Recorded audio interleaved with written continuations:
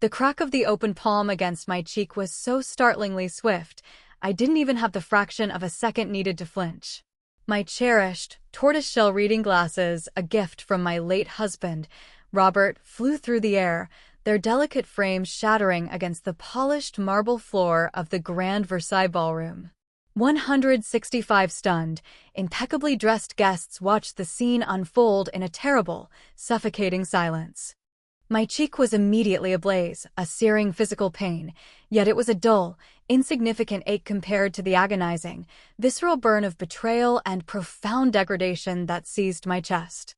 Tiffany, my brand-new, ivory-clad daughter-in-law, had just executed a physical assault on her wedding day, merely because I, a woman of 75, had quietly refused to surrender the deeds to my modest, but perfectly situated, apartment.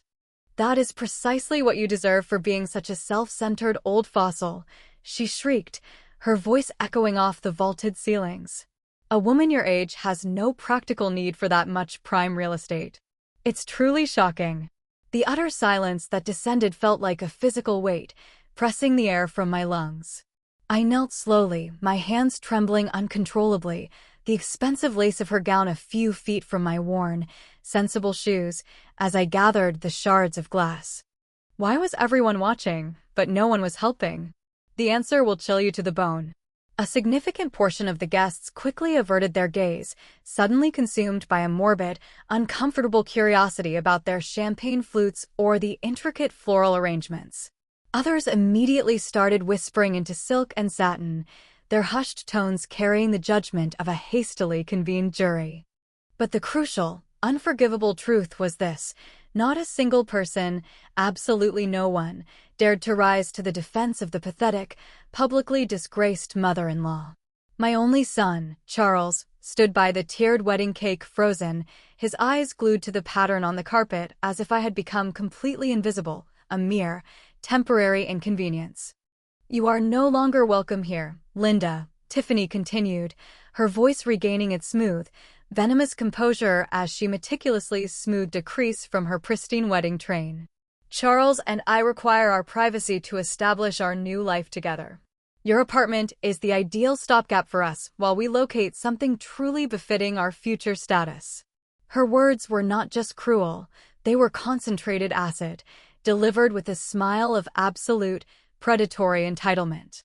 For many months, I had silently endured her ceaseless, condescending remarks about my 10-year-old compact car, my carefully mended cardigans, and my quiet, unassuming life. But this public, physical assault was the crossing of a line so sacred it should never have been approached. You might think you know the whole story, but the truth I was hiding was worth more than their entire wedding. I pushed myself to my feet, slowly, deliberately, acutely aware of the 165 pairs of eyes, now feeling like a volley of sharp, dissecting daggers fixed on my every move. Tears streamed down my face, hot and humiliating, yet beneath the surface of my old, fragile composure, something fundamental had fractured and reformed in an instant. That slap was not merely a physical blow to my face, it was the final, irreversible action. For decades, I had meticulously maintained a low profile, cultivating a life of calculated modesty and strategic anonymity. I possessed secrets that absolutely no one, not my indifferent son, not my vile daughter-in-law, not even my closest friend, had ever suspected. Memories of the escalating torment of the last few months began to flash through my mind like a chaotic, vengeful montage as I started the long, purposeful walk toward the main exit. The next few minutes would change their lives, and mine forever. I vividly recalled the very first time Tiffany had entered my apartment almost 2 years prior. Her perfect, smooth face had visibly fallen the moment she took in my humble, well-worn leather armchair, my small, functional kitchen, and the cozy, unassuming atmosphere. "Seriously, Charles, this is where your mother actually resides?" she had inquired, her tone clearly audible and dripping with thinly veiled disgust. From that exact moment onward, every subsequent visit had been a form of silent, psychologically calibrated torture. Linda, honestly, you should seriously consider downsizing, she had suggested to me over a supposedly intimate family dinner 3 months ago. At your advanced age, a woman cannot possibly be expected to maintain such an enormous space, and besides, Charles and I are actively planning to start a family. We will urgently need the extra room. Her saccharine, utterly fake smile never reached her cold, calculating eyes, but it seemed to fool my son, who appeared to lose all semblance of his own personality whenever she spoke, behaving instead like a poorly articulated puppet responding to her invisible strings. The campaign of humiliations had intensified with surgical precision. First, it was the critiques of my clothing. Linda, don't you have anything remotely more contemporary to wear to a nice restaurant? Then it shifted to my car. That old sedan is practically an antique. It is honestly quite hazardous for you to be driving that around the city. Next, it focused on my perfectly enjoyable part-time work at the quaint, local floral boutique. I truly cannot fathom why a woman your age is still forced to labor instead of simply relaxing and enjoying your golden years. Each seemingly innocent phrase was, in reality, a tiny, poisoned dagger aimed directly at my carefully managed self-esteem. My name is Linda Peterson. I am 75 years old, and for the vast majority of my adult life, I have been a woman who places immense value on discretion and personal privacy over cheap ostentation. I work at a lovely flower shop exactly 3 days a week. I drive an entirely reliable 10-year-old car. I purchase the majority of my clothes from reliable, high-quality discount stores. Everyone assumed I was just a struggling old widow. What I was about to reveal would shatter that misconception for good. To the outside world, and most critically, to Tiffany, I was the archetypal, harmless, lower-middle-class widow managing to survive solely on a modest, fixed Social Security income. But that, dear reader, was precisely the elaborately constructed facade I had spent decades carefully cultivating. What none of those pitying, whispering guests realized was that my life had been monumentally, astronomically different before the passing of Robert. My husband, Robert, had not, in fact, been the low-level, retiring office worker everyone had been led to believe. We had made a deliberate, conscious decision many years ago to live a life of manufactured modesty, to keep our true, astonishing wealth an absolute secret, and to protect our family's vast financial privacy in a manner that, I now recognized, had been utterly prophetic. As I walked out of the ballroom doors, the guests' toxic, judgmental conversations followed me like a heavy, suffocating cloud. "Poor dear, she looked so terribly frail," whispered Tiffany's aunt. "The bride is entirely correct. That woman clearly can't manage herself anymore," added Charles's cousin. "She absolutely belongs in an assisted living facility, not living all by herself," another guest remarked with a shocking, performative compassion. Each word felt like concentrated acid pouring onto my raw, exposed wounds. This feeling of humiliation was the fuel for the coming storm. The sudden, shocking coldness of the ballroom's industrial-strength air conditioning stood in sharp, dramatic contrast to the suffocating, unbearable heat of the rage burning in my chest. My hands shook violently as I fumbled inside my tired, worn black clutch, a purse I had utilized for a practical 5 years, not because I couldn't afford a replacement, but because I had long ago learned to prioritize enduring practicality over meaningless appearances, a lesson my current daughter-in-law would clearly never grasp. I rapidly dialed a number I knew by memory, a number I had deliberately not used for over a year because I had foolishly, naively hoped its necessity would never arise. "Marcus, it is Linda. I need you to proceed to the Grand Versailles Ballroom without a second of delay." "Yes, right this minute. Bring the specific portfolio of documents we discussed, you know the ones. The time has finally arrived for them to be shown the unvarnished truth." My voice was a barely contained tremor, yet beneath the surface of the fear was a core of icy, steely resolve I hadn't felt in decades. "Are you absolutely certain, Mrs. Peterson?" Marcus inquired, his professional voice laced with clear concern. "Once we activate this process, there is genuinely no reversal. I briefly glanced back at the ballroom one final time, where I could just make out Tiffany laughing raucously with her bridesmaids, undoubtedly recounting how she had successfully put her useless, old mother-in-law in her rightful, subservient place. Charles remained placidly at her side, offering a weak, vacant smile, completely devoid of any trace of remorse or concern for the atrocious event he had just passively witnessed. Completely certain, I replied, the tremor gone, replaced by pure conviction. 30 minutes, Marcus. Do not exceed that limit. I hung up the secure phone line and walked with deliberate, determined steps toward my unpretentious car. For the first time in many, many years, I was about to deliberately discard the protective mask I had so diligently worn to shield my family. For the first time, they were about to encounter the authentic Linda Peterson. And when that moment inevitably came, when the crushing, multi-million-dollar reality collided with their perfectly constructed, avaricious fantasy world, they would finally comprehend the terrifying, true meaning of the word regret. The parking area was unnervingly quiet, starkly illuminated by the street lamps that cast long, ominous shadows between the rows of expensive vehicles. I settled into the familiar, comforting seat of my old sedan and began the agonizing 30-minute wait for their lives to be fundamentally destroyed. 30 minutes for them to discover the colossal, unforgivable error they had made in publicly humiliating the woman who had been secretly, meticulously, and silently preserving their entire existence far beyond their wildest imaginings. As I waited in the quiet darkness of my car, the memories of how I had reached this point of no return began to flood my mind, an unstoppable, overwhelming avalanche of pain and insight. This wasn't just a story of revenge, it was a devastating lesson in consequence. It had all originated precisely 2.5 years ago when Charles had arrived at my apartment, displaying that specific, nervous, boyish smile I knew so well from his adolescence. "Mom, I urgently want you to meet someone genuinely special," he had declared. And there she was, Tiffany, with her perfectly highlighted hair, her obviously expensive designer dress, and that utterly false smile that never, ever reached the calculating coldness of her eyes. From that very first, immediate moment, my instinct screamed that something was profoundly wrong. The way she visually assessed my apartment, scrutinizing every corner with thinly concealed disdain, told me everything I needed to know about her true, insidious intentions.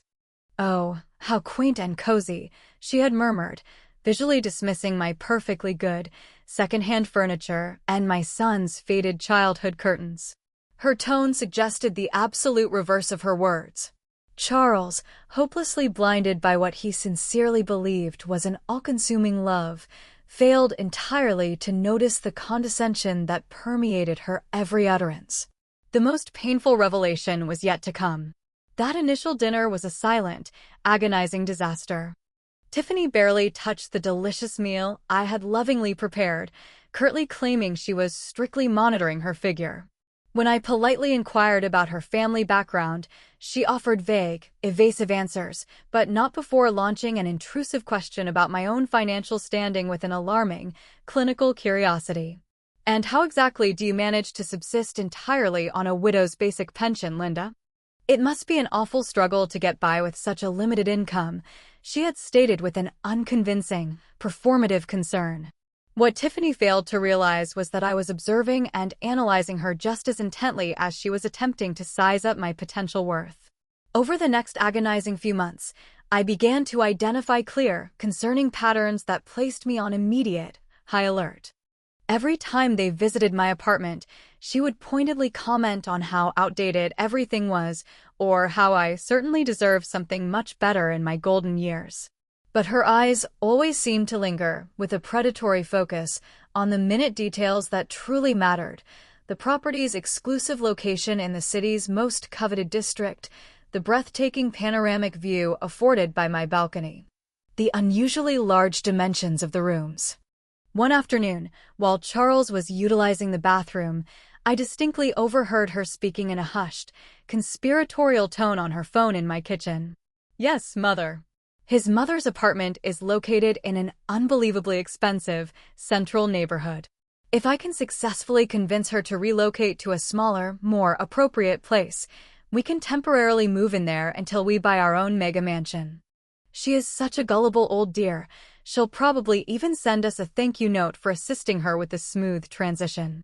Her words sliced through me like a razor-sharp blade, but I maintained my mask of placid composure when she re-entered the living room, feigning utter innocence. The full extent of their calculated scheme was still unfolding. From that precise moment forward, every interaction with Tiffany transformed into a carefully choreographed, two-person performance. She played the role of the excessively concerned, worried daughter-in-law, genuinely anxious about her sweet mother-in-law's long-term well-being, while I maintained the facade of the vulnerable, easily manipulated elderly woman who desperately needed guidance. But internally, I was relentlessly gathering crucial information, meticulously observing her every movement, and fully comprehending her true, sinister motivations. It had become a complex, high-stakes game of chess where both of us sincerely believed we held the winning advantage.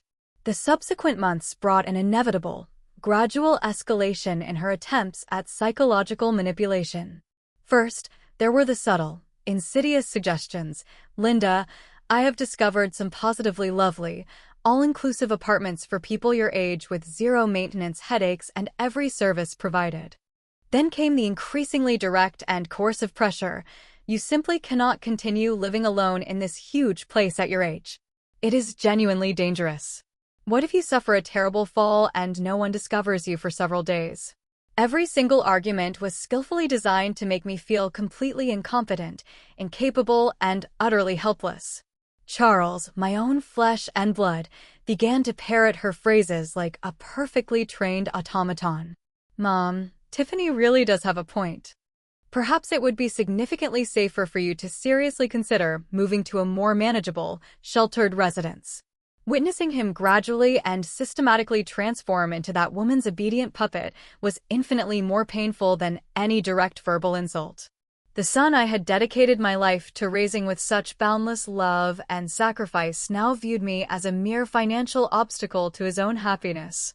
What I did next was a desperate move for a desperate situation. The psychological campaign intensified immediately after they announced their lavish engagement. Visits became significantly more frequent, but also far more tense and emotionally draining. Tiffany started bringing real estate glossy magazines and overly descriptive brochures for various senior living communities. "I am only exploring all the available options for you, Linda. I sincerely want to ensure you have the very best quality of life possible," she would insist, deliberately spreading the marketing materials across my antique coffee table as if it were a high-powered business negotiation. But I had simultaneously been conducting my own parallel, highly secretive research. One quiet afternoon, after they left to attend a series of wedding appointments, I decided to contact an old, highly trusted friend who worked in the ultra-exclusive world of high-end real estate.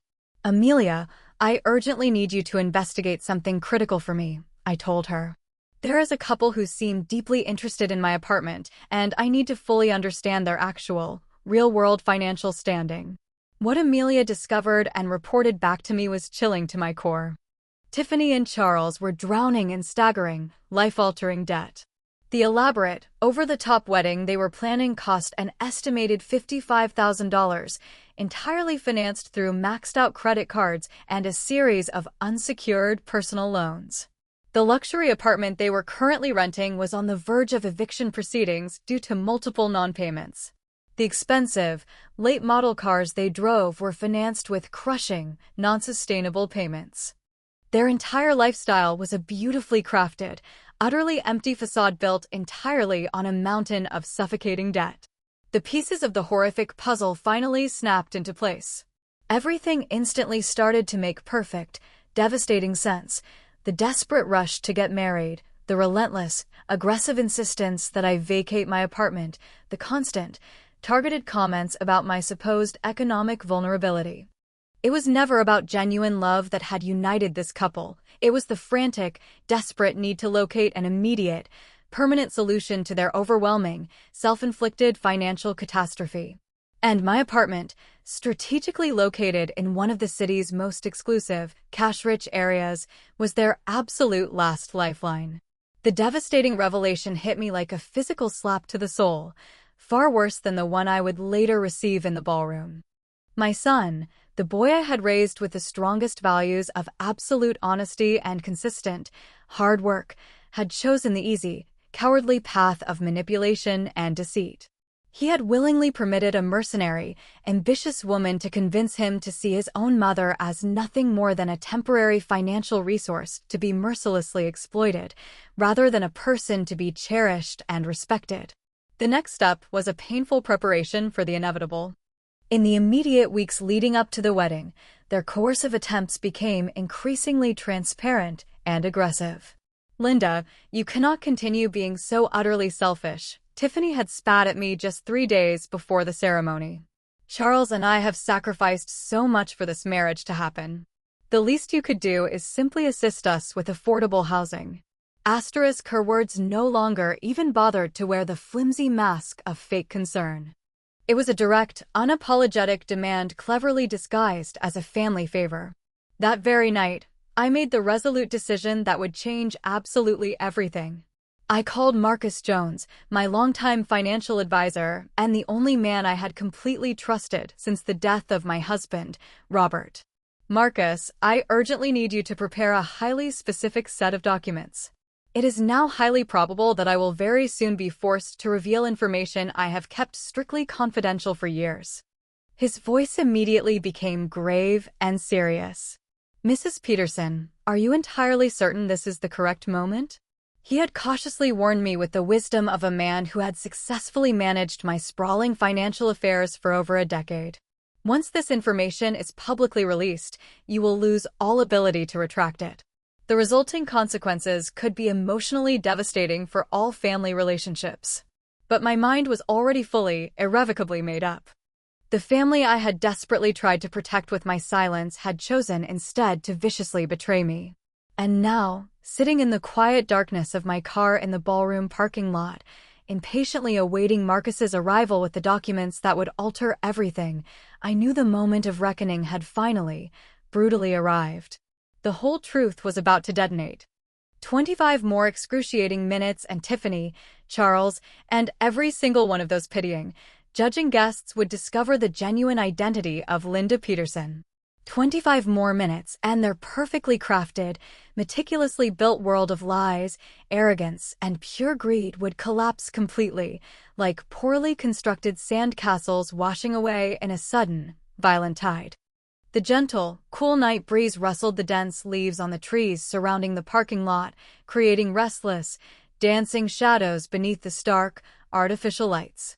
It felt strangely and dramatically poetic that on such a superficially beautiful, celebratory night, so many cherished, fragile illusions were about to perish forever. 20 minutes had passed since my urgent call to Marcus, and every single second felt like an eternity stretched thin. From the vantage point of my car, I could clearly see the warm, inviting golden glow of the ballroom lights and hear the faint, cheerful sounds of the music and the laughter spilling out from the numerous open windows. It was utterly surreal to contemplate that in just a few, short minutes, that seemingly joyous celebration would be transformed into an absolute nightmare for the two main, undeserving players. I closed my eyes tightly and allowed the most painful, humiliating memories of the last few months to rush into my mind. I desperately needed to remember, with precise clarity, exactly why I had been driven to this point of no return. This horrifying betrayal was not an accident, it was a carefully plotted scheme. The single greatest humiliation had occurred precisely 2 weeks before the wedding during what Tiffany had arrogantly labeled an important family strategy meeting. She had arrived at my apartment, accompanied not only by Charles, but also by her parents, a perfectly planned, three-pronged psychological ambush. "Linda, we need to have a very serious discussion about your immediate future." Tiffany's mother, a haughty, impeccably dressed woman who visually assessed me as if I were nothing more than a bothersome, persistent insect, had immediately begun. "We strongly feel it is past time for you to make truly responsible, grown-up decisions about your life," continued Tiffany's father, a burly, overly tanned man who had surveyed my apartment with the clinical, calculating eyes of a professional appraiser evaluating a potentially lucrative property. At your advanced age, living completely alone in such an enormous, prime residence is not only wholly unnecessary, but it is dangerously irresponsible. What if you suffer a terrible fall and no one discovers you for days? Their words were jarringly rehearsed, too polished, too perfect to be genuinely spontaneous. Charles had remained silent throughout the entire confrontation, merely nodding occasionally like a well-trained, guilt-ridden puppet. Watching him sit there, calmly next to a family that was openly treating me like a disposable financial obstacle, felt like watching the very essence of the son I had raised die a slow, painful death right before my eyes. "Mom," he finally said in a voice I barely recognized as his own. "They're right. Tiffany and I have discussed this extensively, and we genuinely believe it would be better for everyone if you relocated to a residence that is much more appropriate for your age." Appropriate for my age, I repeated the words slowly, the rising tide of pure anger beginning to churn violently inside me. And who exactly gets to decide what is definitively appropriate for me? You? Tiffany's mother immediately exchanged a cold, knowing look with her husband, as if my very words served only to confirm some sinister point they had already privately discussed. "Linda, we truly understand that this is difficult for you to fully accept, but you simply must prioritize what is best for Charles and Tiffany," the father insisted. "What is best for them?" I murmured, the true, horrifying dimension of the conspiracy woven behind my back finally beginning to dawn on me. "And I suppose my apartment would be absolutely perfect for them to begin their married life, wouldn't it?" The prolonged, agonizing silence that followed my pointed question was the only answer I required. They had meticulously planned every minute detail of this confrontation, every persuasive argument, every piece of psychological pressure. Tiffany seized control of the conversation at that exact moment, deploying her full, expert arsenal of emotional manipulation. "Linda, this is genuinely not just about the apartment, it is fundamentally about your long-term well-being. We have done extensive, careful research, and we have located a truly magnificent, all-inclusive residence for people exactly your age. It features 24-hour on-site medical services, daily social activities, gourmet-prepared meals. You could make so many new friends with people who truly understand what you are currently experiencing." Her absolutely fake, sickening smile made me physically nauseous. "What I am currently experiencing?" I asked, feigning deep confusion.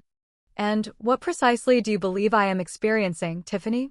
She glanced rapidly at Charles for a fraction of a second of support before delivering her prepared answer. "Well, loneliness, financial uncertainty, the crippling fear of eventually being unable to care for yourself. It is entirely normal at your age, Linda. You absolutely do not need to feel ashamed of needing our help." The sheer, unimaginable audacity of this 30-year-old woman telling me what the natural emotional experience was for a woman my age momentarily left me utterly speechless.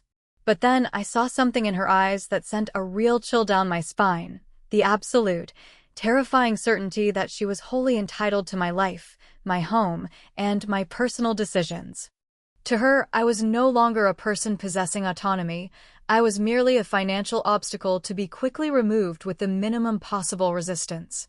"We have meticulously run the numbers," Tiffany's father continued, smoothly extracting a pristine folder that they had clearly prepared in advance.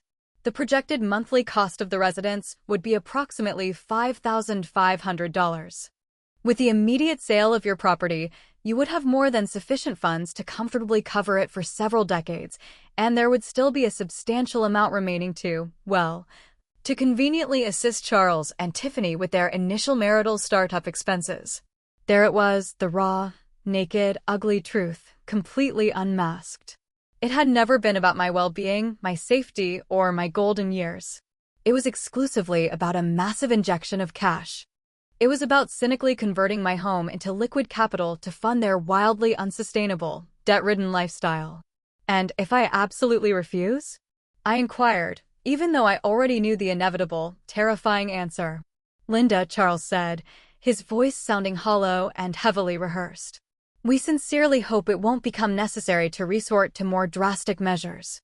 But if your mental health were to unfortunately deteriorate to the point where you are unable to make rational, sound decisions." The implicit, horrifying threat was transparently clear. If I did not cooperate voluntarily, they would immediately seek legal means to have me declared mentally incompetent. They had done their homework. They had planned every contingency. They had meticulously prepared the legal ground to seize everything I owned by brute force if necessary. The son I had raised with such profound love was sitting right there, silently permitting complete strangers to issue devastating legal threats against his own mother. The extent of his betrayal was immeasurable. That night, after they finally departed following my firm, definitive refusal, I cried for the first time in many years, not out of simple sadness, but for the definitive, absolute death of the illusions I had cherished about my family. I immediately called Marcus. "I urgently need you to investigate something for me," I told him through my tears. "I want to know the precise, real-world financial situation of my son and his fiancée. Everything. Debts, income, liabilities, every single detail." The results of that deep, invasive investigation were completely devastating. Charles earned a modest $90,000 annually as a sales manager, but was currently shackled with debts exceeding $160,000 on various high-interest credit cards. Tiffany worked only part-time as an image consultant, earning perhaps $6,000 a year, but she spent money as if she commanded an executive-level salary. Collectively, they owed more than $260,000, and that figure did not even include the predatory loans they had taken out to finance the wedding. Their rented luxury apartment, priced at $4,500 per month, was 4 months behind on payments. The expensive cars they drove were financed with payments that consumed over 65% of their combined reported income. Their primary credit card was completely maxed out, and they had begun relying on cash advances to service their other debts. They were in a state of rapid financial freefall, and my apartment, a key property in a $50 million portfolio, represented their single, desperate hope for salvation. But there was a dark truth buried in Marcus's report that completely shattered my heart. For the past 8 months, Charles had been consistently calling various banks and insurance companies, explicitly inquiring about loans secured against his elderly mother's property. He had been asking detailed questions about the legal procedures required to obtain full financial power of attorney over a senior citizen. My own son had been actively planning my systematic, calculated dispossession for months. The most agonizing piece of information came at the very end of the report. According to a reputable private investigator Marcus had hired, Tiffany had been repeatedly telling her most trusted friends that she had sacrificed herself by getting engaged to an older, less attractive man because his mother possessed valuable, debt-free properties and had no competitive, financially savvy heirs. To her, marrying Charles was never about love. It was a cynical, predatory investment in my estate. That final revelation was the last straw, the breaking point that led to the slap. For weeks, I had considered simply revealing my vast, true financial situation to them, believing that perhaps the shock would force them to reconsider their malicious behavior. But after reading that cold, clinical report, I understood that this was not merely about money or desperation.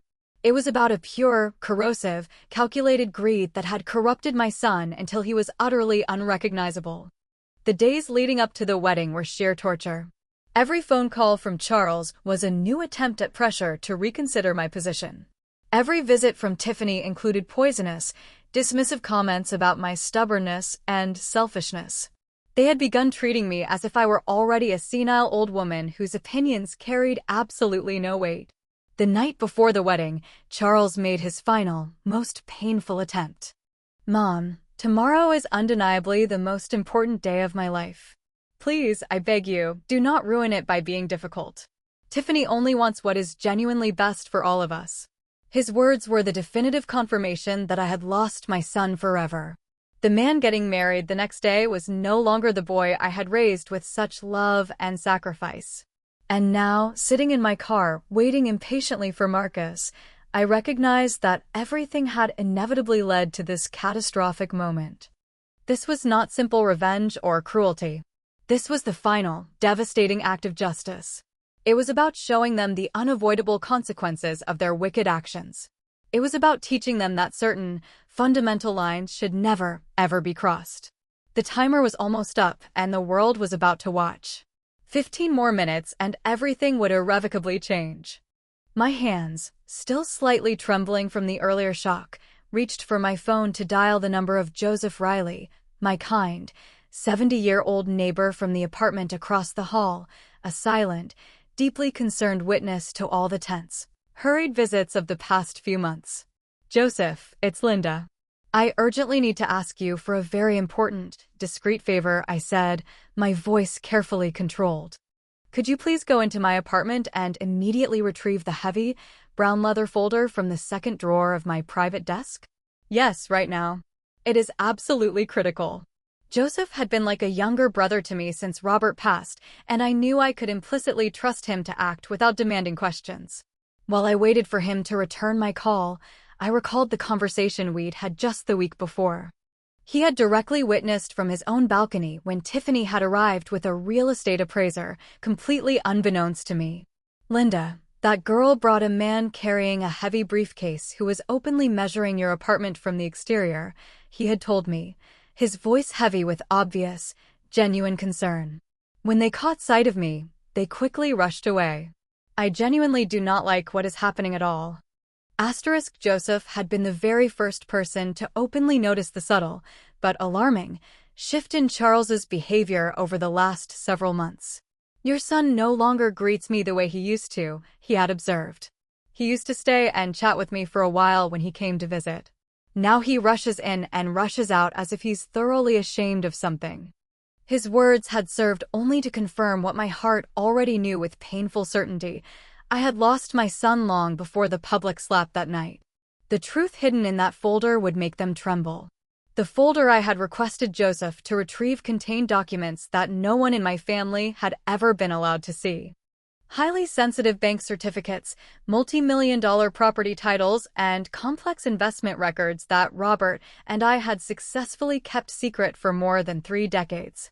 Documents that provided irrefutable proof that the poor, struggling widow surviving on a modest pension was, in fact, a woman with more than $50 million in available resources, enough capital to change the direction of entire communities with a single, deliberate decision.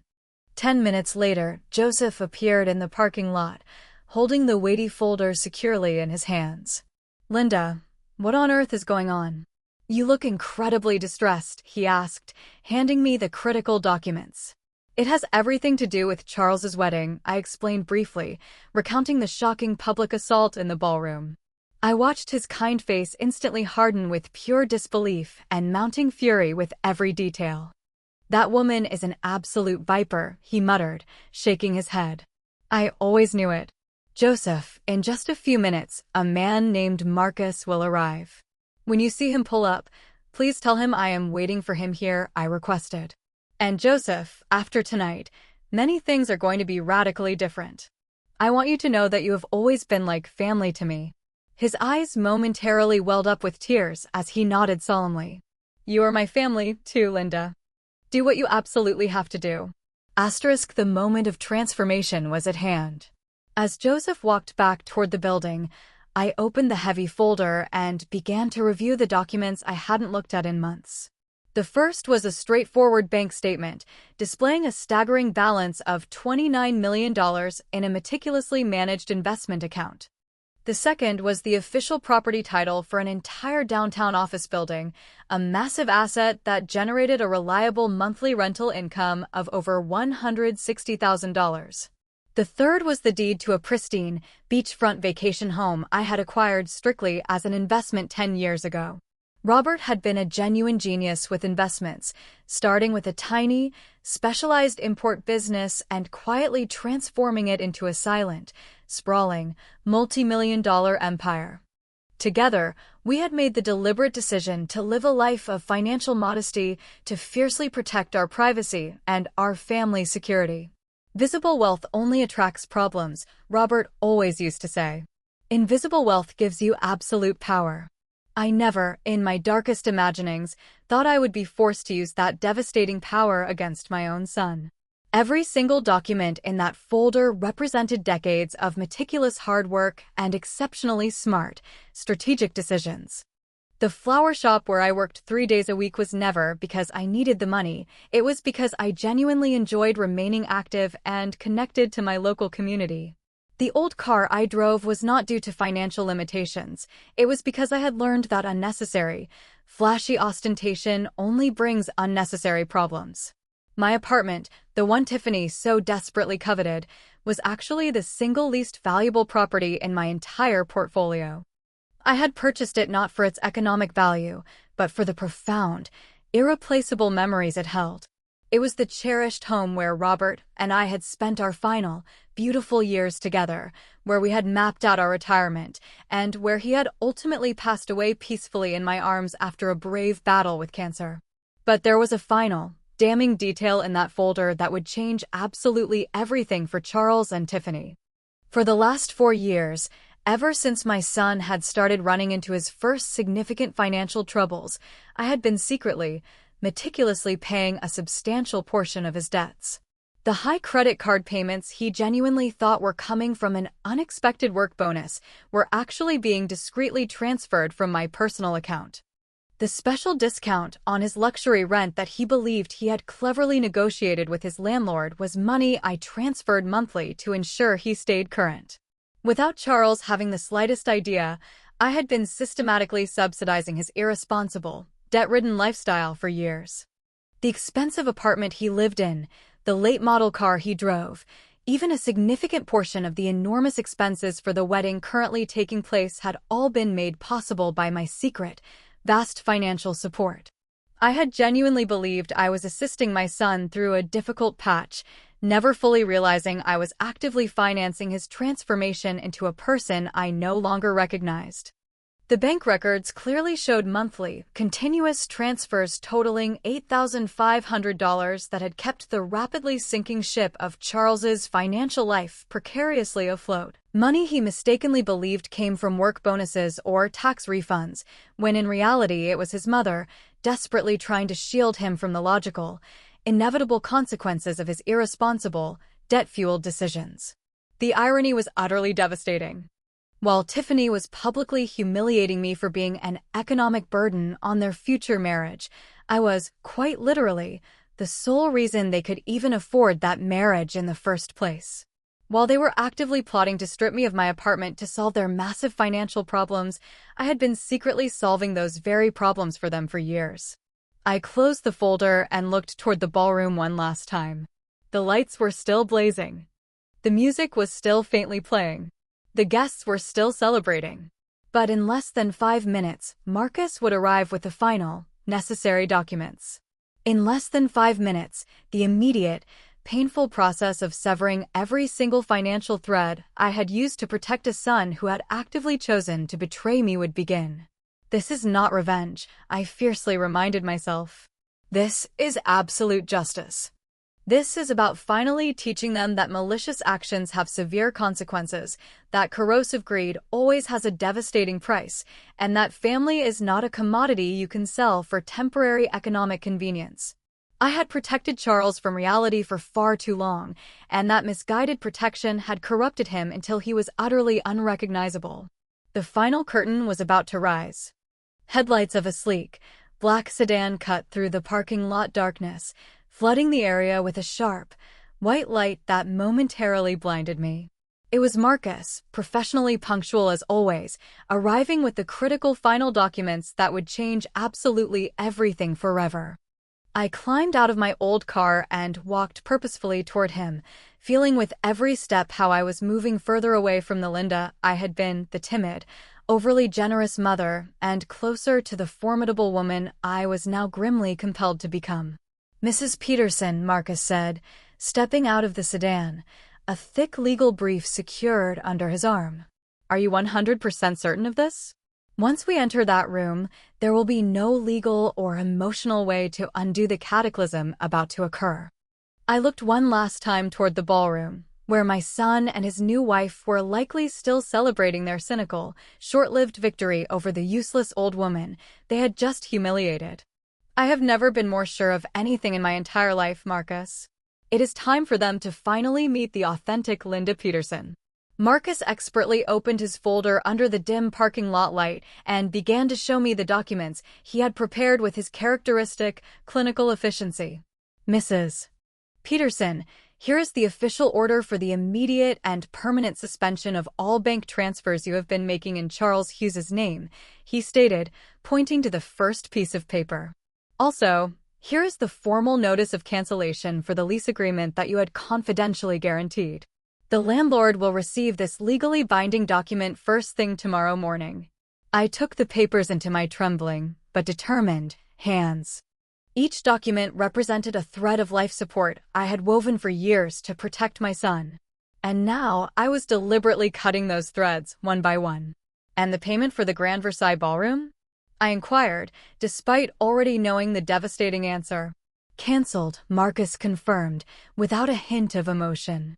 The deposit you had personally guaranteed will be immediately withdrawn tonight.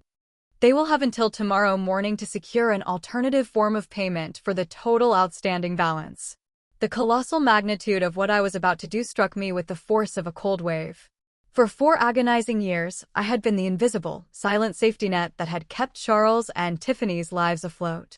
The expensive apartment they lived in, the late-model car he drove, even the ridiculously lavish wedding currently underway, all of it had been made possible by my secret, substantial financial support. And now, in a single night, I was definitively withdrawing all of that support, simultaneously and without warning. Marcus, I need you to understand something crucial, I said to him, signing each document with a focused determination I hadn't accessed in years. This is not an act of cruelty or simple revenge. This is the only remaining way for them to learn the true, hard value of money and things. I protected them from the consequences of their actions for too long, and that very protection corrupted them into people I no longer recognize.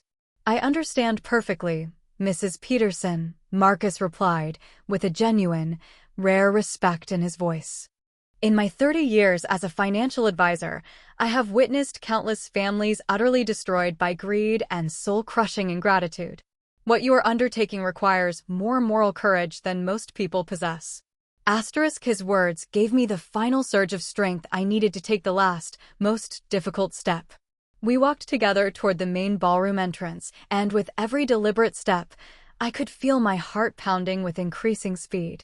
It wasn't the feeling of nervousness. It was a strange, powerful mixture of profound sadness for the relationship I had lost, and thrilling anticipation for the dignity I was about to regain, my self-respect, my personal autonomy. My right to be treated as a human being instead of a financial resource to be mercilessly exploited. The world was about to stop spinning for Charles and Tiffany. The music, a particularly upbeat 80s pop song, suddenly cut out with a jarring, abrupt finality the very instant we entered the ballroom. 165 pairs of eyes instantly swiveled toward us, and I could clearly see the confusion and dawning dread on the guests' faces. Several immediately recognized Marcus. After all, he had quietly handled the financial affairs of several of the city's most prominent, old-money families for decades. His presence at such a social event usually signaled that something of profound, financial importance was about to occur. Tiffany was the first to react, her face a mask of furious disbelief. "What in God's name are you doing back here, Linda?" she shouted at me from the center of the vast dance floor, where she had been smugly posing for photographs with Charles. "You already made your dramatic exit once. Wasn't that sufficient melodrama for a single night?" Her voice still carried that signature, biting arrogance I knew so well, but I detected a distinct, thin note of raw nervousness that hadn't been present before. "Ladies and gentlemen," Marcus announced in a clear, highly professional voice that easily commanded the room, "I sincerely apologize for this unavoidable interruption, but I have extremely urgent legal and financial matters that require immediate discussion with Mr. Charles Hughes and Mrs. Tiffany Dawson." The silence that followed his statement was so intense, so profound, that one could literally hear the quiet hum of the air conditioning system. Several guests instinctively began pulling out their cell phones, instantly sensing they were about to witness something truly extraordinary and potentially viral. Charles slowly approached us, his face instantly pale, and his eyes filled with absolute confusion and mounting horror. "What exactly is going on here, Mom?" he asked me in a voice that was no longer confident, no longer possessing the self-assurance he had displayed when he had humiliated me only minutes before. Who is this man, and why is he speaking of legal matters? I could see his hands shaking slightly as he nervously adjusted his bow tie, a telltale nervous gesture he'd had since he was a small child. "Charles," I said, my voice now firmer and colder than it had sounded in months. "This is Marcus Jones, my financial and legal advisor.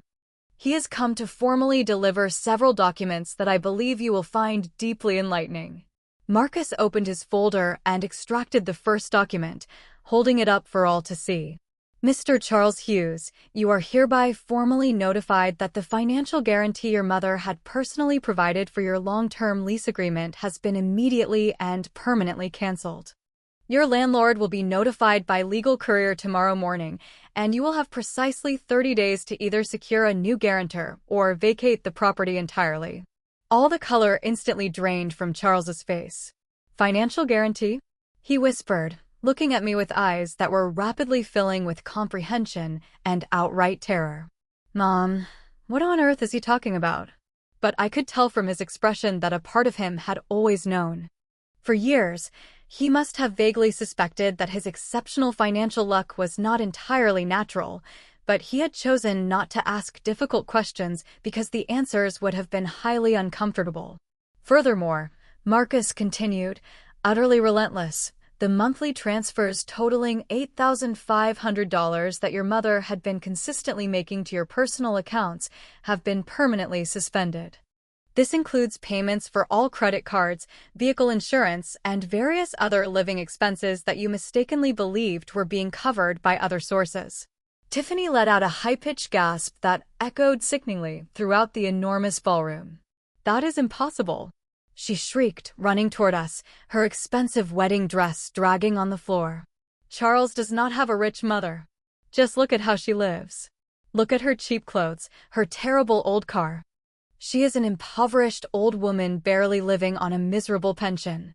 Her hysteria was becoming instantly evident, and several guests began whispering among themselves with increasing, morbid fascination. Finally, Marcus said, extracting the final, most devastating document from his folder, "The guaranteed payment for this very celebration has also been immediately and permanently canceled. The Grand Versailles Ballroom Management reserves the explicit right to demand full payment of the outstanding $55,000 before any guest is permitted to leave tonight." Marcus's final, crushing words detonated in the ballroom like a well-placed bomb, and I could instantly see several guests nervously begin to move toward the far exits. The devastating reality of the situation finally hit Charles like a physical hammer blow. He choked out, staring at me with eyes that still couldn't fully process the magnitude of what they were hearing. "You have been the source of all the money all this time. You have been paying for absolutely everything." His voice cracked entirely on the last word, and for a fleeting, painful moment, I saw the small, vulnerable boy he used to be. "For 4 long years, Charles," I confirmed in a voice that was eerily calm despite the emotional maelstrom I was experiencing. "For years in which I foolishly believed I was helping you navigate a difficult financial period. For years in which I desperately hoped you would eventually mature and become the responsible man I had raised. For years in which I desperately hoped you would remember the core values I taught you." Tiffany began frantically pacing in tight circles, clutching her perfectly styled hair with mounting desperation. "This cannot be happening. This cannot be real," she screamed as the guests watched her with a combination of horror and fascinated curiosity. "You are a poor, struggling old woman. You work in a pathetic flower shop. You drive a 10-year-old compact car. You simply cannot possess this kind of money. Appearances are often deceiving, Tiffany," I said finally, feeling the weight of decades of careful, secret performance lift from my shoulders. For years, I chose to live simply because my late husband, Robert, and I believed, with absolute conviction, that visible wealth only attracts immense problems. It turns out we were absolutely correct. It's just that the most significant problems came from the place we least expected them. Asterisk, the music remained off, and the only sound permeating the ballroom was the ragged, agitated breathing of the newlyweds and the growing, astonished murmurs of the guests, who were finally beginning to comprehend that they were witnessing a spectacular, completely unexpected financial reversal. Several were openly recording the entire scene with their phones, instinctively knowing that this story would instantly become a viral urban legend. "Mom," Charles pleaded, his voice completely broken. "Please, there must be some possible way to fix this. The wedding, the guests, everything. You cannot just destroy my life like this." But even as he spoke the words, I could clearly see in his eyes that he finally understood it was far too late. Some bridges, once incinerated, can never be rebuilt. "The only way to fix this, Charles," I replied, the icy calm returning, "was not to have deliberately broken it in the first place." The silence that fell over the ballroom became deafening once more. 165 guests held their collective breath as they processed the devastating words they had just heard. Tiffany remained motionless for the first time all night, her eyes frantically darting between Marcus, the critical legal documents, and my completely placid face, as if desperately searching for a tiny crack in the collapsing reality surrounding her. Charles merely stared at me with an expression I knew I would carry to my grave, a terrifying mixture of shock, profound, belated comprehension, and absolute, self-inflicted horror. "Mrs. Peterson," Marcus said, his voice loud enough to be heard by every single person. "Would you like me to proceed with the public reading of the full financial details?" His question hung in the tension-filled air like a drawn sword over the heads of the newlyweds. I could see several guests actively moving closer, drawn in by the intoxicating spectacle unfolding before their eyes. "Please proceed, Marcus," I replied with a strange serenity I didn't know I possessed. "I believe every single person here deserves to know the complete, unvarnished truth." Tiffany attempted to interrupt with a desperate, high-pitched shriek, but Marcus raised a firm hand and continued with the precision of a surgeon performing a delicate, complex operation. "Over the last 48 months, Marcus began, consulting his documents, Mrs. Linda Peterson has transferred a total of $408,000 to precisely cover the basic living expenses of her son, Charles Hughes, and his fiancée. This staggering figure includes $216,000 for high-end rent payments, $108,000 for credit card debt payments, $34,000 for vehicle insurance and loan installments, and $50,000 for various miscellaneous expenses." A collective, massive murmur swept through the grand Versailles ballroom. Some guests exchanged disbelieving glances of astonishment. Others hastily pulled out calculators on their cell phones to manually verify the staggering figures. Tiffany's mother, who had remained perfectly still at the head table throughout the entire confrontation, slowly pushed herself to her feet, her face now completely devoid of color. Furthermore, Marcus continued relentlessly, "Mrs.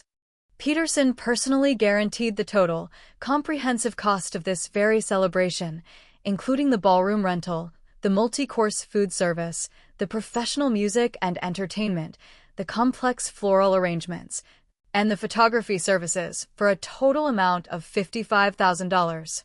Money which, as I mentioned just moments ago, is no longer available to cover these outstanding expenses." Tiffany finally found her voice, but what emerged was less like coherent words and more like a tortured, hysterical wail. "This is absolutely impossible. It is a complete, wicked lie. No one could possibly have that much money and choose to live like a poor church mouse." She frantically turned to the remaining guests as if searching for some form of external validation or support, but found only a sea of fascinated faces and a few who were clearly enjoying her open, frantic desperation. "My dear Tiffany," I said, my voice gaining a final, powerful calm that dramatically contrasted with her hysteria. "You have just received a very expensive, very valuable lesson about the danger of judging people solely by appearances. For years, I deliberately chose to live simply because my husband, Robert, and I believed, with absolute conviction, that visible wealth only attracts immense problems. It turned out we were the wisest decision of our lives. Charles finally reacted, approaching me with slow, hesitant steps. Mom, please, there has to be some kind of reasonable explanation. There has to be a way to immediately resolve this. You can't just destroy my life like this. His voice cracked completely on the last word, and for a brief, agonizing moment, I felt a familiar pang of maternal pain that almost, terrifyingly, made me waver. Destroy your life? I repeated the phrase, feeling the pure, white-hot anger begin to boil again. I am destroying your life? Wasn't it your wife who just slapped me in the face in front of 165 people? Wasn't it you who stood passively by without uttering a single word while I was being publicly humiliated? Wasn't it you who actively plotted and planned to strip me of my only home?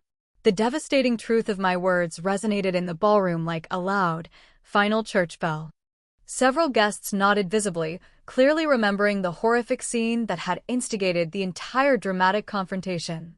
Some even still had the viral videos of Tiffany's slap on their phones, digital, irrefutable evidence of the calculated cruelty that had initiated this spectacular financial revelation. But that was different. Charles muttered, though his voice lacked any genuine conviction. We didn't know the truth. We didn't understand the circumstances. We genuinely thought you required professional help. His excuses sounded pathetic even to his own ears, and I could see several guests exchanging open looks of disgust. You didn't know? I asked, my voice rising slightly for the first time all night. You didn't know you were actively planning a family ambush to coerce me into selling my home? You didn't know you had brought a real estate appraiser to evaluate my property without my explicit knowledge? You didn't know you had been systematically investigating legal ways to declare me mentally incompetent if I didn't cooperate? The ultimate price of greed was about to be revealed. With every sharp, accusatory question, Charles's posture visibly shrank, his shame becoming a physical weight. Marcus took advantage of the brief, intense moment to pull yet another document from his now famous folder. Mr. Charles Hughes, I must also formally inform you that your mother has executed a comprehensive amendment to her final will and testament. All financial and property assets that were previously designated for you to inherit have been permanently redirected to a series of specific charities dedicated to the protection of elderly citizens from family financial abuse. The colossal impact of this final declaration was like a silent, devastating explosion. Tiffany staggered backward as if she had been physically struck by an invisible force. You can't legally do that, she shrieked, her flimsy mask of composure falling completely away for good. We are your family. Charles is your only son. You cannot disinherit him over a stupid, pathetic fight. A stupid fight? I repeated the phrase, letting the damning words hang in the heavy, tension-filled air. Is that truly how you characterize a calculated, long-term family conspiracy to strip an elderly woman of her cherished home? Is that truly how you justify physically slapping your husband's mother on her own wedding day? My voice had turned glacial, and I could see several guests visibly flinch. Tiffany's father, who had remained absolutely silent throughout the entire confrontation, finally approached us, his face a perfect picture of poorly disguised, naked panic. Mrs. Peterson, I truly believe we are all slightly overly emotional due to the circumstances of the day. Perhaps we could discreetly discuss this in private once things have calmed down somewhat? His tone was that of a man who had just fully realized he had placed his entire life savings on the wrong, rapidly sinking horse. There is nothing left to discuss in private, I replied firmly, meeting his gaze. Everything I needed to say has been said right here, in front of the very same people who bore witness to my public humiliation. You chose to make this a public spectacle, and, therefore, my response will be just as public. The remaining guests' heads moved rapidly between us, watching every exchange as if they were absorbed spectators at a high-stakes, violent tennis match. Marcus closed his folder with a dry, definitive snap that echoed throughout the ballroom. Mrs. Peterson, all necessary documents have been formally delivered and clearly explained. The full legal effects will commence immediately. He turned to Charles and Tiffany with a professional, but not entirely unsatisfied, expression. I strongly suggest you immediately contact your own legal and financial advisors as soon as humanly possible. Tiffany finally collapsed entirely. She literally dropped into a nearby, plush chair and began to cry with loud, uncontrolled sobs that reverberated sickeningly through the ballroom. Everything is ruined, she whimpered through her tears. Everything we meticulously planned, everything we worked so hard for. It is all completely destroyed. Her wedding dress, moments ago immaculate, was now hopelessly wrinkled and smeared with makeup and tears. No, I said, approaching her for the first time since the slap. What is destroyed are the lies, the avarice, and the sheer lack of respect. What is destroyed is the narcissistic illusion that you can treat human beings like disposable objects and expect there to be no consequences whatsoever. I stopped directly in front of her, forcing her tear-filled eyes to look up at me. This, Tiffany, is what happens when you mistake genuine kindness for weakness. Charles immediately went to his wife and placed a trembling hand on her shoulder. Tiffany, we have to find some way to fix this. There has to be something we can do. But even as he spoke the words, I could clearly see in his eyes that he finally understood it was far too late. Some fundamental familial bonds, once willfully broken, can never be repaired. There is one way to fix this, Charles, I said, looking him directly in the eyes for the first time in months without feeling any pain. You can learn from this devastating experience. You can grow from this. You can still become the honorable people I once desperately hoped you would be before your greed utterly corrupted you. My voice softened slightly, because despite everything, he was still undeniably my son. But that essential growth will have to occur without my financial assistance, without the roof of my apartment over your head, and without the safety net of my inheritance. You will be forced to do it the hard way, the way every other responsible person does. The ballroom remained in absolute silence. Marcus and I moved toward the exit, leaving behind a vast room filled with utterly shocked guests and a newly married couple whose perfect, avaricious world had catastrophically imploded in under 30 minutes. The revenge was complete, and the lesson had been taught. As Marcus and I walked determinately toward the exit, the deep silence behind us was unexpectedly interrupted by a familiar, frantic voice I hadn't expected to hear. Wait, Linda. It was Susan, Charles's younger cousin, a genuine, kind soul who had been sitting quietly at a table in the back throughout the entire confrontation. She ran toward us, her eyes streaming with tears and an expression of absolute, genuine horror etched onto her face. Aunt Linda, Susan said in a trembling voice. I swear I knew nothing about any of this. Charles never breathed a single word to me about what they were actively planning against you. Susan had always been my favorite niece, a kind, dedicated 32-year-old who worked as a school teacher and had maintained a close, loving relationship with me even after Charles had emotionally distanced himself. If I had possessed even the slightest idea of what they intended to do to you, I promise I would have tried everything to stop them. I stopped and looked at her, seeing in her honest eyes the same unwavering integrity I had known since she was a little girl. I know that, Susan, I said softly, placing a comforting hand on her cheek. You have always been fundamentally different. You have never viewed people as mere opportunities or resources to be exploited. Her tears fell harder as she nodded, clearly devastated by her cousin's atrocious actions. But why did you never share the truth about the money with us? Susan asked with genuine, raw confusion. Why did you meticulously keep all of this an enormous secret for so many, many years? It was a profound question that deserved an honest, complete answer, especially coming from the only person who had consistently treated me with unconditional respect and genuine love. Because your Uncle Robert and I learned a long, long time ago that money fundamentally changes people, I patiently explained as several remaining guests discreetly moved closer, eager to listen to the final, critical exchange. We have personally seen entire families destroyed by painful inheritance disputes, lifelong friendships ended over trivial loans, and children who come to view their parents as little more than walking, disposable pension funds. We deliberately chose to live simply to fiercely protect the genuinely important relationships that truly mattered. Susan nodded slowly, finally beginning to grasp the deeper wisdom that underpinned my decades of financial decisions. But Charles, he was different before. When we were children, he would have fiercely defended anyone who hurt you. What ultimately happened to him? Her question contained all the deep, painful sorrow of a cousin who had watched her family member systematically transform into someone completely unrecognizable. What happened to him was Tiffany, I replied with quiet sadness, but no bitterness. What happened to him was naked greed cleverly disguised as love, corrosive ambition devoid of any moral values, and me, in my mistaken effort to protect him, inadvertently depriving him of the essential opportunity to learn the most important life lessons about responsibility and painful consequences. My answer resonated throughout the ballroom, where the stunned guests were still completely engrossed in every final word.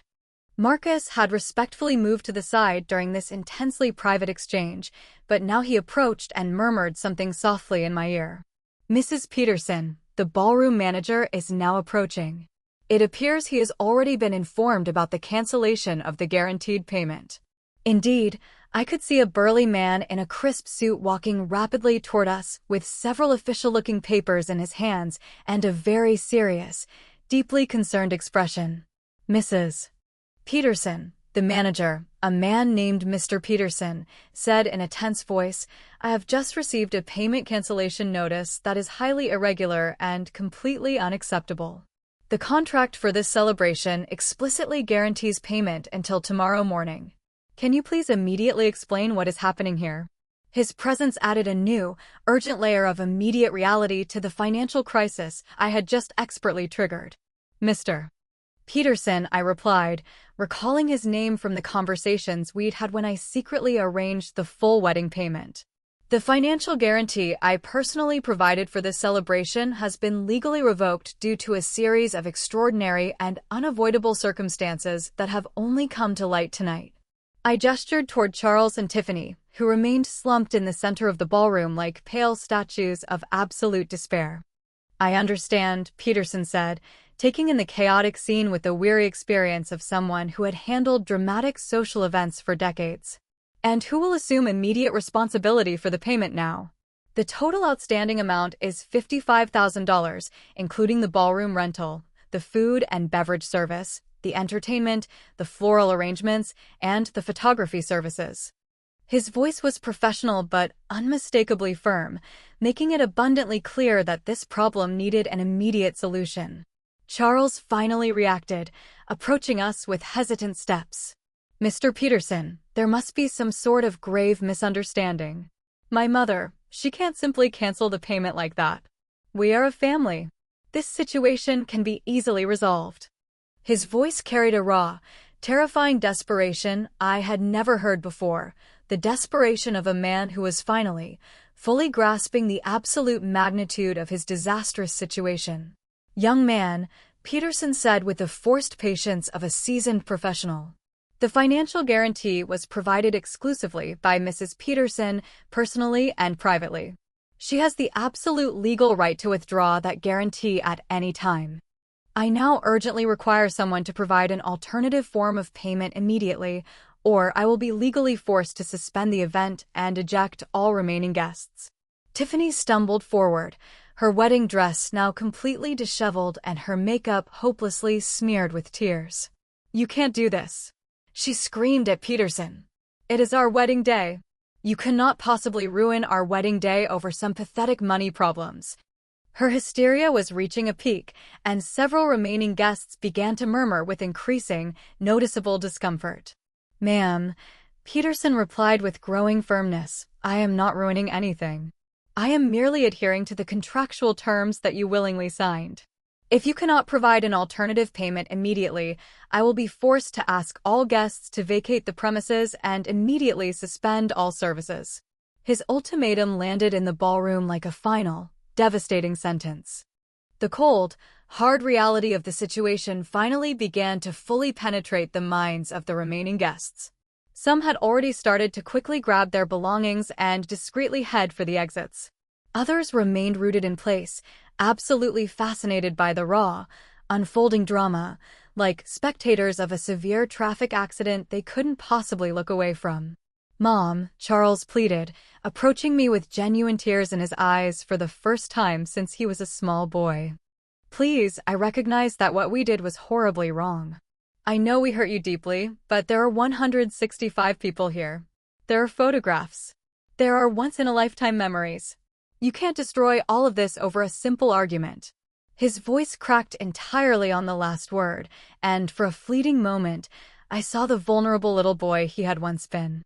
"Charles," I replied with a cold calm that astonished even myself. "I am not destroying anything. You destroyed this day the moment you deliberately chose greed over genuine love. You destroyed this the moment you chose calculated manipulation over honesty. You destroyed this the moment you chose to publicly humiliate me instead of treating me with the fundamental respect I deserve as your mother." Each word was a sharp, focused dagger. But they were words that were long overdue to be spoken. "But what are we supposed to do now?" Tiffany asked in a desperate, broken voice, looking frantically at the guests who continued to file out of the ballroom. "How are we possibly going to explain this to everyone? How are we ever going to pay for all of this?" Her panic was now completely evident, and I could see that she was finally starting to fully comprehend the devastating, real-world implications of her actions. "You are going to do what every responsible person does," I replied. "You are going to find a way to honestly earn the money.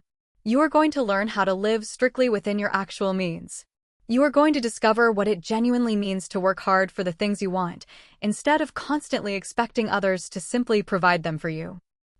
My voice had grown stronger, and I could feel the accumulated wisdom of decades pouring out through my words. Marcus approached discreetly and murmured, "Mrs. Peterson, the legal process is complete. All documents have been delivered and explained. There is absolutely nothing more we can accomplish here." His message was perfectly clear. It was time to leave, to allow Charles and Tiffany to face the full, unmitigated consequences of their wicked decisions without my presence serving as an emotional distraction. Susan approached one last time and hugged me tightly. "Aunt Linda, I want you to know that you will always have my deepest respect and my unconditional love, no matter what happens with Charles." Her words were a balm to my wounded heart, a painful reminder that not all of my family had been corrupted by corrosive greed. "And you will always have mine, Susan," I replied, returning her fierce embrace. "Remember this night when you are forced to make important life decisions. Remember that character is fundamentally defined not by what we possess, but by how we choose to treat the people we profess to love." Her tears soaked my shoulder as she nodded, fully understanding the profound lesson that was unfolding before her eyes. Peterson approached again, this time with a visible urgency. "Ladies and gentlemen, I require an immediate resolution. I have other commitments tonight, and I cannot keep my staff here indefinitely without a guaranteed form of payment." His professional patience had finally completely run out, adding a final, brutal layer of pressure to an already desperate situation. "You both have my phone number," I said to Charles and Tiffany for the final time. "When you are genuinely ready to have a real conversation about respect, core values, and fundamental responsibility, when you have learned what it means to truly earn things for yourselves, when you can look me in the eye and offer me a genuine, heartfelt apology for what you maliciously did to me tonight, then, and only then, can we talk.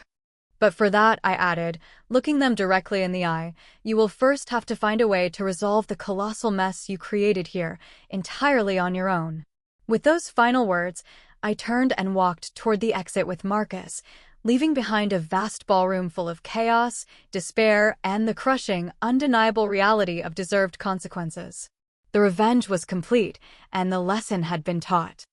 3 agonizing days after that catastrophic wedding night, my apartment had transformed into a refuge of profound peace I hadn't experienced in years. Joseph had come by every morning with a fresh coffee and pastries from the local bakery, ensuring I was completely all right after what he now affectionately called the night Linda reclaimed her dignity. His kind, consistent visits had been a powerful balm for my soul, a constant reminder that I still had a chosen family who valued me for who I genuinely was, not for what I possessed. The phone had rung incessantly for these 3 long days. Charles had called precisely 45 times, leaving messages that slowly evolved from initial, raw anger to desperate, pleading supplication. Tiffany had sent 20 text messages, each one more hysterical and less coherent than the last. Her parents had brazenly shown up at my door 3 separate times, aggressively demanding that I immediately fix the disastrous mess I had caused, but I had held my ground with an unwavering calmness that surprised even myself. Marcus arrived that morning with news that, while entirely expected, was devastating in its full scope. "Mrs. Peterson," he had told me as we calmly drank tea on my balcony, "I have received formal reports from all fronts. Charles and Tiffany were officially evicted from their apartment yesterday morning. The Grand Versailles Ballroom has successfully initiated legal proceedings to fully recover the $55,000 owed. Their few remaining credit cards have been canceled for non-payment, and the few bank accounts they had are now frozen." "And where are they currently residing?" I had inquired, although a part of me already knew the painful answer. "With Tiffany's parents," Marcus replied. "Apparently, it's a small, 2-bedroom apartment where 4 people are now crammed. The situation is extremely tense, according to my highly reliable sources." His expression suggested that extremely tense was a highly conservative description of the reality. That afternoon, while I was carefully watering my plants on the balcony, I spotted a familiar, slightly battered car pull up in front of the building. It was Susan, but this time she wasn't alone. With her was Amelia, my old, trusted friend from the real estate sector. And, to my complete surprise, Joseph emerged from the back seat. "Linda," Susan called out from the sidewalk, "we urgently need to speak with you. There are several things you absolutely need to know right now." When they arrived in my apartment, their faces wore a mixture of urgency and serious concern that instantly put me on high alert. "Aunt Linda," Susan began, "I've been secretly investigating some things since the wedding night. Things I truly believe you need to know before it is too late." She sat on my couch, holding a folder in her hands that looked every bit as official as the one Marcus had carried to the ballroom. "Too late for what exactly?" I asked, pouring her a cup of tea while desperately trying to remain outwardly calm. Amelia cleared her throat and spoke for the first time. "Linda, for the last 3 days, I've been doing a deep dive into Charles and Tiffany's full financial history. What I found goes far beyond what any of us ever imagined. They had been actively planning this entire scheme for over a year." Amelia continued, opening the folder to reveal documents that made me feel physically sick. "I discovered irrefutable evidence that Tiffany had been consulting with predatory lawyers specializing in the mental competency cases of seniors. They had a detailed, step-by-step plan to legally declare you mentally incompetent and quickly gain full control over all of your properties and assets." Joseph, who had remained silent, leaned forward with a grim expression. "Linda, there is even more to this. That night, after you left the ballroom, I overheard Tiffany talking on the phone with someone. She was ranting that the old woman had ruined everything, but they still had a plan B." His words sent a cold, violent shiver down my spine. "Plan B?" I repeated the phrase, feeling my stomach clench with a potent mixture of fear and pure, righteous anger. Susan took my hand and squeezed it gently. "Aunt Linda, they have been deliberately telling everyone you have gone completely senile, that the scene at the wedding was irrefutable evidence that you have lost your connection to reality. They are now actively building a case for a judge to legally declare that you cannot handle your own affairs." The magnitude of their latest betrayal expanded before me like a rapidly spreading, infected wound. It wasn't enough to have publicly humiliated me, to have plotted to strip me of my home, to have conspired against me for months. Now they were attempting to use my entirely justified response to their cruelty as fresh evidence of my mental incompetence. It was a level of sheer wickedness that surpassed anything I had ever thought possible. "But that's not all," Amelia added, her voice now trembling with indignation. "I've discovered that Tiffany has been aggressively spreading malicious rumors in your neighborhood about your erratic behavior. She has deliberately visited several of your neighbors, strongly suggesting that they should immediately report anything concerning they observe about you." The systematic, calculated nature of her defamation campaign left me momentarily breathless. Marcus, who had just arrived for our scheduled meeting, entered the apartment at that exact moment and found the atmosphere thick with raw, intense tension. "Mrs. Peterson, I see you've already been informed about some of the more recent, despicable maneuvers." His expression was more serious than I had ever witnessed. "I have additional news that regrettably confirms everything your friends have discovered." "Charles filed a preliminary petition yesterday," Marcus said, pulling documents from his own folder. "He is formally requesting that a court evaluate your mental competency based on what he labels irrational behavior and erratic financial decisions." He has provided sworn, signed statements from several witnesses who were present at the wedding. "Sworn statements?" I asked, feeling the anger completely replace the shock. "What kind of statements exactly?" Marcus consulted his papers before answering. "Statements that describe your unjustified emotional outburst against an innocent young couple. Statements that characterize your financial decisions as vengeful and destructive. Statements that strongly suggest you have lost the fundamental ability to make rational decisions." Susan squeezed my hand tighter. "Aunt Linda, they've managed to convince several wedding guests to sign these declarations. Most of them don't truly understand the full context of what was happening that night. They simply saw an old woman publicly attacking the newlyweds." Her voice contained all the intense frustration of someone who clearly saw the truth but felt utterly powerless to make it prevail. "But we also have some genuinely good news," Joseph interjected with a warm smile that dramatically contrasted with the gravity of the situation. "It turns out there are far more people on your side than they could possibly imagine." He pulled out his own cell phone and showed me a screen that left me completely stunned. "Joseph, what is this?" I asked, looking at what appeared to be a social media video with hundreds of thousands of views. "Linda, remember that several guests were actively recording that night? Well, some of those videos have gone completely viral. People are not seeing a senile old woman attacking an innocent couple. They are seeing a dignified, courageous woman successfully revealing the devastating truth about years of abuse and cynical manipulation." Amelia leaned in to look at the phone too. "Linda, the comments on these videos are overwhelmingly in your favor. People are publicly praising your moral courage, your dignity under extreme pressure, and your decisive action to set firm, necessary boundaries. Some are even actively sharing their own personal stories of family financial abuse. You have, quite simply, become a national symbol of resistance against the exploitation of seniors." Marcus nodded in firm approval. "This massive public response will be absolutely invaluable if the case proceeds to court. It is extremely difficult to convincingly argue that someone is mentally incompetent when millions of people are publicly applauding the logic and justice of their actions."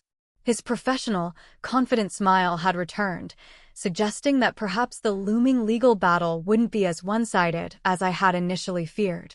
"But there is one final thing you all need to know," I said, making a firm, final decision I had been quietly contemplating for the last 3 days. "If Charles and Tiffany insist on playing this malicious game, if they genuinely want to transform this into a public, bitter legal battle, then they are about to discover exactly who they are truly messing with."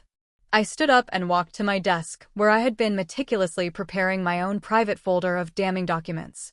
For these 3 days, I have been in constant contact with several of the country's most prominent lawyers specializing in elder abuse. I have been meticulously documenting everything: the intimidating visits, the implicit, veiled threats, the calculated conspiracy to strip me of my property, even the physical slap Tiffany delivered to me. I extracted several photographs of my swollen cheek, taken immediately after the wedding, undeniable medical evidence of the physical assault. If they truly want war, I continued with a formidable determination I hadn't felt in decades, they will have a war. But it will be a war fought strictly on my terms, with my colossal resources, and with the undeniable truth on my side. Furthermore, I added with a genuine smile that surprised even myself, I have decided to do something I should have done many years ago. I am going to tell my entire, complete story publicly. I am going to show the entire world exactly what happens when unchecked greed is deliberately disguised as family love. The room instantly filled with a new, vibrant energy. The powerful energy of people who knew that absolute justice was on their side and that they possessed the necessary resources to ensure it would ultimately prevail. The final act of the revenge was about to become a public spectacle.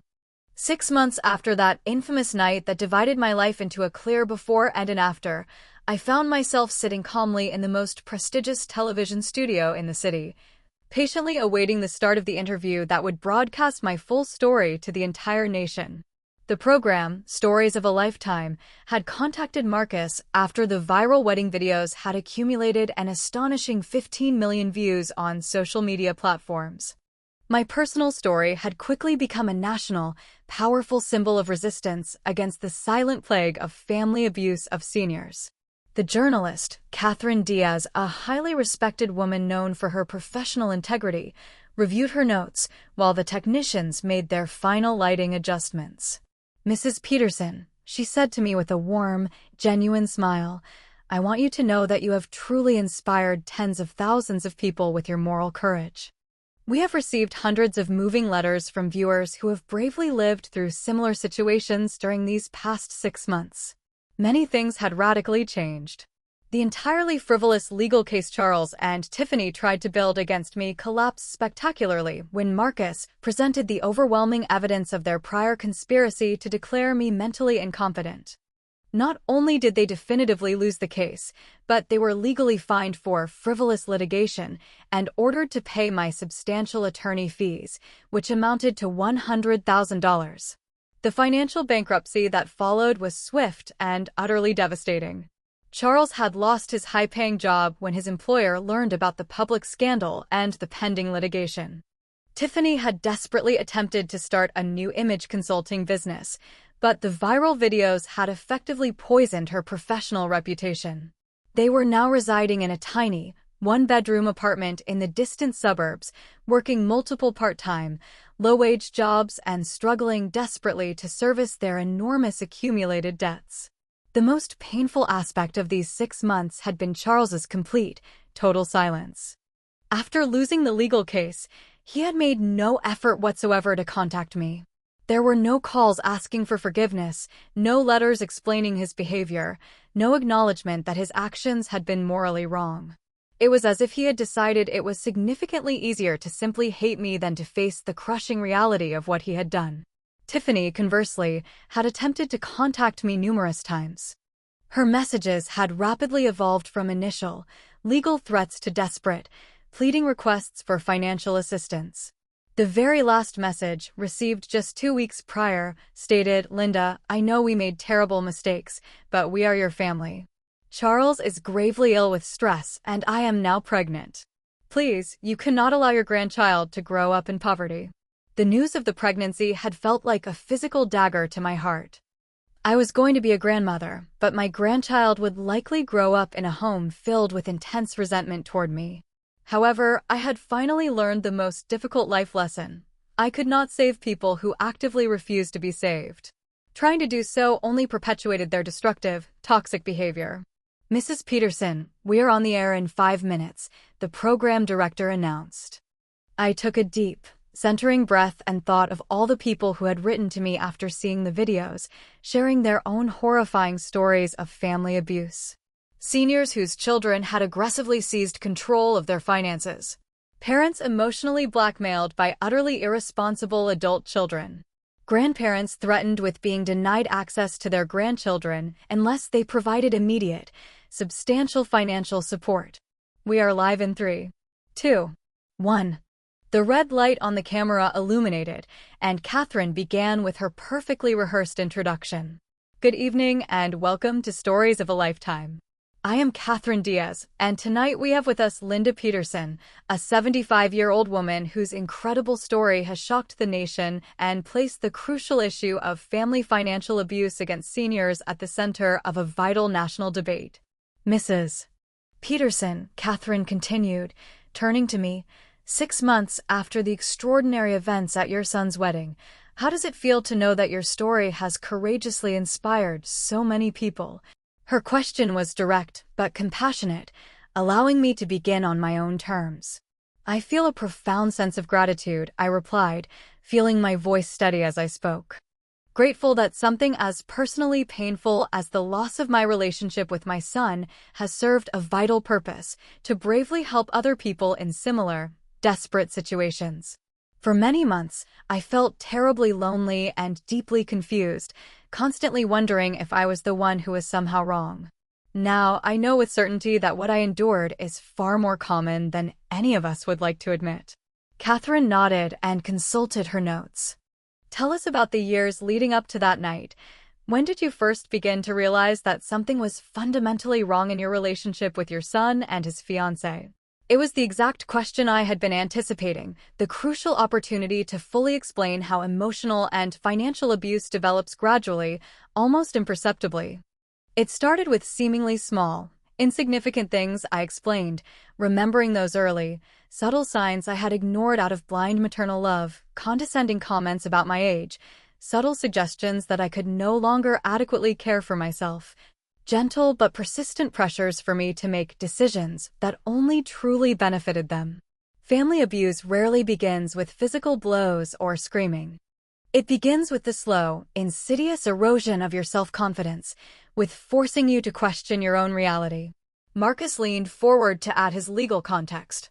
What Linda is describing is a classic, textbook pattern we observe in elder abuse cases. The perpetrators, especially when they are immediate family members, utilize psychological manipulation tactics long before they proceed to more direct forms of financial coercion. It is insidious precisely because it is always cleverly disguised as loving concern. And the moment of the revelation, Catherine asked, when did you finally decide to publicly expose the shocking truth about your financial situation? It was the question I knew was coming, the one that required me to articulate the most difficult decision of my life. The slap, I replied simply. When Tiffany publicly slapped me in the middle of the ballroom in front of 165 people for refusing to hand over the keys to my apartment. I knew she had crossed a moral line I could not and should not ignore. In that terrible moment, I fully understood that it was no longer about protecting my family from the consequences of their actions. It was about decisively protecting myself from continuing to be abused. The interview continued for 50 minutes, covering every aspect of my dramatic story. I spoke about the initial decision to live simply to protect my privacy, about the years of secret financial support I had provided, about the vicious conspiracy to declare me mentally incompetent, and about the legal battle that followed. Every answer was meticulously designed not just to tell my story, but to educate others about the critical warning signs and the available resources. Mrs. Peterson, Catherine said near the end of the program. Do you have a final message for your son if he is watching this interview tonight? It was the most difficult question of all, the one I had been simultaneously dreading and silently hoping for. I looked directly into the camera, knowing there was a very real possibility Charles was watching. Charles, if you are listening to this, I want you to know that I still love you. I will always love you because you are my son. But loving someone does not mean allowing them to abuse you. Loving someone does not mean sacrificing your dignity for their convenience. Loving someone does not mean becoming a willing victim of their greed. The doors to my heart will always be open for you, I continued, feeling tears finally begin to well up in my eyes. But only if you can walk through them as the honorable, responsible man I truly tried to raise you to be. Only if you can look me in the eye and fully accept absolute responsibility for your actions. Only if you can prove that you have finally learned that family is built on unconditional love and mutual respect, not on opportunism and calculated manipulation. And for all the brave people watching this who recognize their own personal story in mine, I added, addressing the broader audience. I want you to know that you possess the absolute right to be treated with dignity, regardless of your age. You possess the right to make your own personal decisions about your money, your home, and your life. You possess the right to set firm, necessary boundaries with family members who treat you poorly. And you possess the right to seek immediate help when those boundaries are deliberately violated. When the cameras finally turned off, the studio immediately erupted in sincere applause from the production crew. Catherine hugged me, tears in her eyes.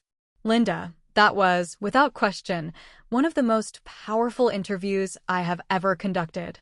It is genuinely going to change lives. Marcus nodded proudly, knowing we had achieved something far greater than simply winning a legal case. That night, as I was driven back to my apartment with Joseph, Susan, and Amelia, I felt more profound peace than I had experienced in years.